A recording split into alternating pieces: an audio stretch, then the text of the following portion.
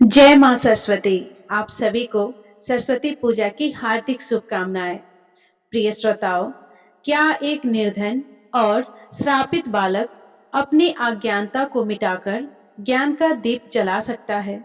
माता सरस्वती की कृपा और कठिन संघर्ष ने अनिरुद्ध के जीवन में क्या चमत्कार किया, जाने इस प्रेरणादायक कथा में। आइए प्रिय श्रोताओं, इस कथा को ध्यान पूर्वक और पूरे मन से सुनना बहुत महत्वपूर्ण है। माता सरस्वती कहती है, जो भी मनुष्य श्रद्धा और भक्ति के साथ मेरी कथा सुनेगा या सुनाएगा और विधि पूर्वक मेरी मंत्र जाप करेगा, उसे जीवन में सदा सुख, शांति, ज्ञान और समृद्धि प्राप्त होगी। ऐसा व्यक्ति कभी दरिद्रता का अनुभव नहीं करेगा और उसके घर में धन धान्य की कमी नहीं रहेगी। मेरा आशीर्वाद सदैव उसके परिवार पर बना रहेगा। प्रिय श्रोताओं, इस वीडियो के अंत में माता सरस्वती की पूजा विधि और नियम और शक्तिशाली मंत्र के बारे में बताया गया है। इस मंत्र का जाप करने से आप अपने जीवन के सभी कठिनाइयों और संकटों को दूर कर सकते हैं।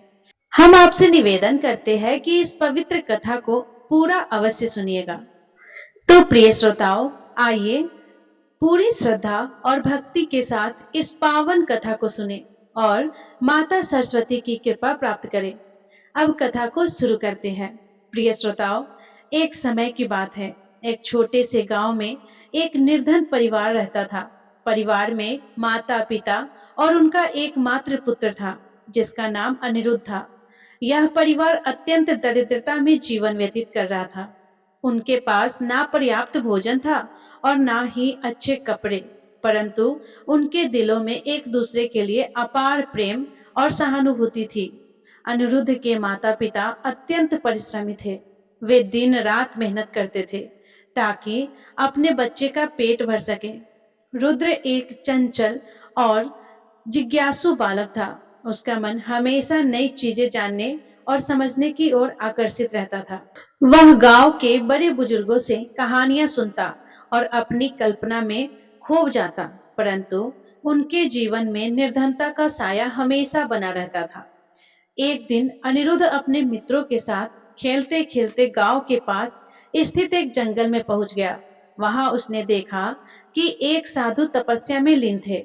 उनकी आंखें बंद थी और उनके चारों ओर एक दिव्य आभा थी।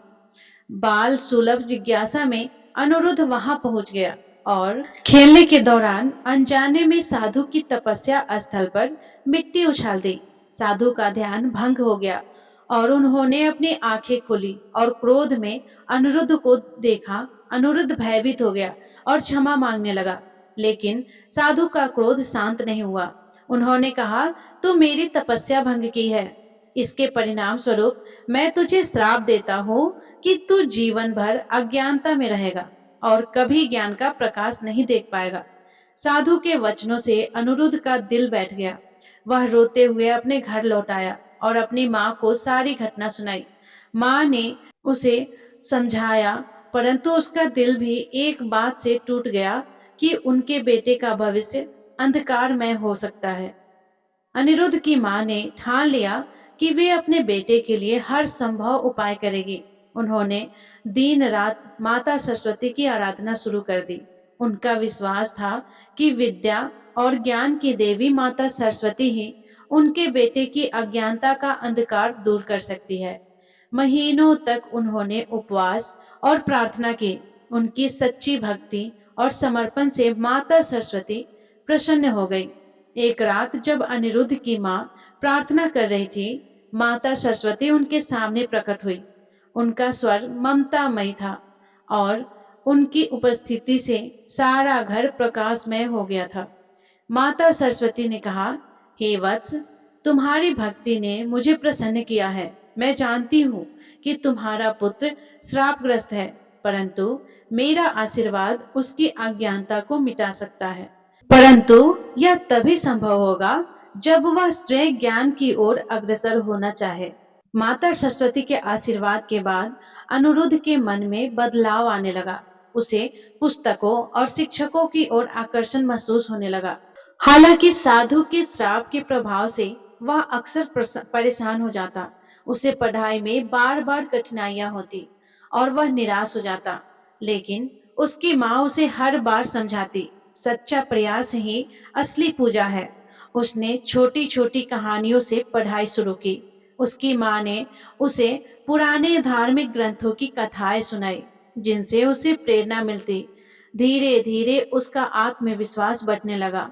अनिरुद्ध ने अपने गांव में स्थित एक छोटे से पुस्तकालय में जाना शुरू कर दिया। वहां उसने न केवल पढ़ाई की, बल्कि अन्य विद्वानों से मिलकर उनके अनुभवों से सीखना शुरू किया। यह उसका पहला कदम था, ज्ञान की ओर अग्रसर होने का। प्रिय श्रोताओं, गांव में एक विद्वान गुरु रहते थे, जिसका नाम अच्युतानंद था। उन्होंने अनिरुद्ध की कहानी सुनी और उसे अपने पास बुलाया। अच्युतानंद ने कहा, ज्ञान पाने का मार्ग कठिन है, परंतु इसे धैर्य और समर्पण से पार किया जा सकता है। मैं तुम्हें सिखाने के लिए तैयार हूँ। अनिरुद्ध ने उनके चरणों को प्रणाम किया और शिक्षा ग्रहण करनी शुरू कर दी। गुरु ने उसे न केवल पुस्तकी क्या ज्ञान दिया, बल्कि जीवन के मूल्यों को भी सिखाया। उन्होंने उसे ध्यान, मन की एकाग्रता और स्वयं पर विश्वास करना सिखाया। अच्युतानंद का मार्गदर्शन अनिरुद्ध के जीवन में एक नया प्रकाश लेकर आया। गुरु ने उसे बताया कि श्राप का प्रभाव केवल तब तक रहेगा जब तक वह स्वयं को सीमित समझता रहेगा। उन्होंने कहा, ज्ञान वह दीपक है जो अज्ञानता के अंधकार को मिटा सकता है। श्राप भी केवल एक विचार है, जिसे तुम्हारी मेहनत और माता सरस्वती की कृपा निष्फल कर सकती है। कुछ वर्षों के बाद वही साधु जो कभी अनिरुद्ध को श्राप देकर गए थे, उस गांव में वापस आए। जब उन्होंने देखा कि अनिरुद्ध अब एक ज्ञानी और समर्पित विद्यार्थी बन चुका है, तो उन्हें अपनी गलती का एहसास हुआ। उन्होंने अनिरुद्ध को बुलाकर कहा, वत्स, मैं अपनी क्रोध बस दी गई बातों पर लज्जित हूँ। तुमने अपनी मेहनत और माता सरस्वती की कृपा से इस श्राप को व्यर्थ कर दिया। अनिरुद्ध ने विनम्रता से कहा, गुरुजी, आपके श्राप ने ही मुझे प्रेरित किया। यदि वह घटना ना होती तो शायद मैं माता सरस्वती की शरण में ना जाता। यह सुनकर साधु ने उसे गले लगाया और आशीर्वाद दिया। प्रिय श्रोताओं, अनिरुद्ध ने शिक्षा के प्रति अपने समर्पण को जीवन का उद्देश्य बना लिया। उसने अपने गांव में एक विद्यालय की स्थापना की, जहां निर्धन बच्चों को मुफ्त शिक्षा दी जाती थी। वह बच्चों को न केवल पढ़ाई सिखाता, बल्कि जीवन के नैतिक मूल्यों और समाज सेवा का महत्व भी समझाता। उस विद्यालय का नाम सरस्वती विद्या मंदिर रखा गया। धीरे धीरे यह विद्यालय पूरे क्षेत्र में प्रसिद्ध हो गया। वहां आने वाले बच्चे न केवल पढ़ाई में निपुण हुए, बल्कि समाज में योगदान देने वाले अच्छे नागरिक भी बने। अनिरुद्ध ने इस विद्यालय में उन बच्चों को भी मौका दिया जो शिक्षा से वंचित थे। उसने शिक्षा को ऐसा साधन बनाया जिससे समाज का हर व्यक्ति लाभान्वित हो सके।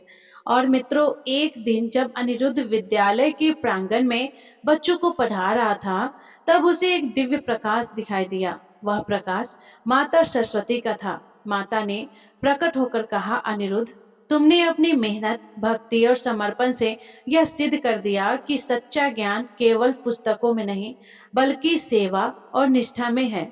मैं तुमसे प्रसन्न हूँ। तुम्हारा जीवन दूसरों के लिए प्रेरणा बन गया है।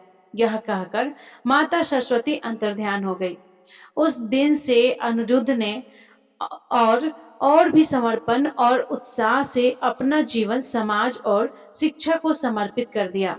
यह कथा हमें सिखाती है कि कठिनाइयों के बावजूद यदि हमारा मन सच्चा हो और हमारा प्रयास निरंतर हो, तो माता सरस्वती की कृपा से हर अज्ञानता का अंधकार मिट सकता है। जीवन में कितनी भी बाधाएं आए, यदि हम सच्चे मन से मेहनत करें और अपने उद्देश्य के प्रति निष्ठान रहे, तो हम हर कठिनाई को पार कर सकते हैं। अनिरुद्ध की यह कथा केवल व्यक्ति की ही नहीं, बल्कि यह समाज के हर उस व्यक्ति के लिए प्रेरणादायक है जो कठिनाइयों के बावजूद अपने सपनों को पूरा करने के लिए संघर्ष करता है। माता सरस्वती की कृपा और अपने सतत प्रयासों से हर इंसान अपने जीवन को सार्थक बना सकता है।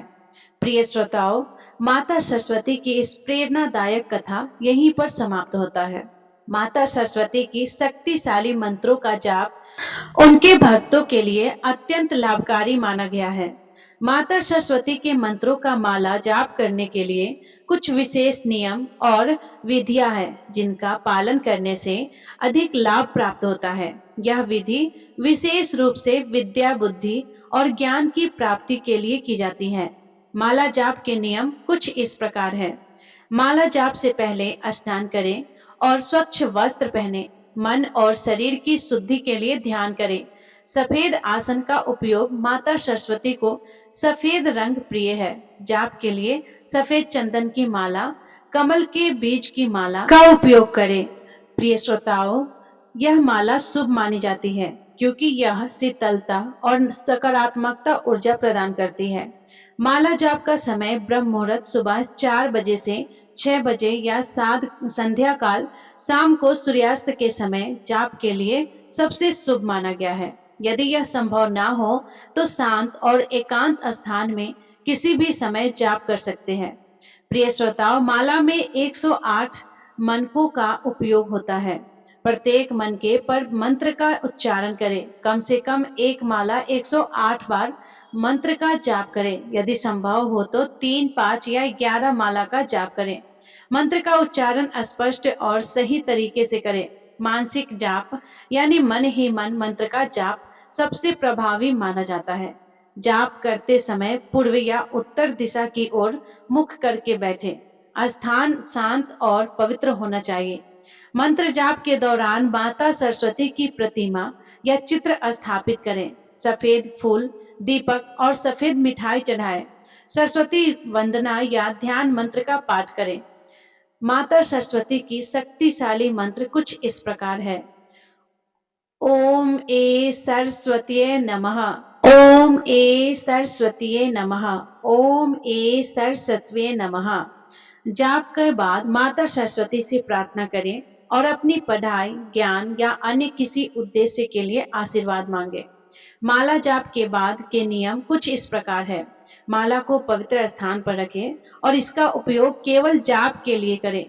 जाप समाप्त करने के बाद माता सरस्वती को प्रणाम करें और प्रसाद ग्रहण करें। अपनी दिनचर्या में विद्या, ज्ञान और सत्य का पालन करें। हमारी कामना है कि आपके जीवन में सुख, शांति और माँ सरस्वती की कृपा बनी रहे।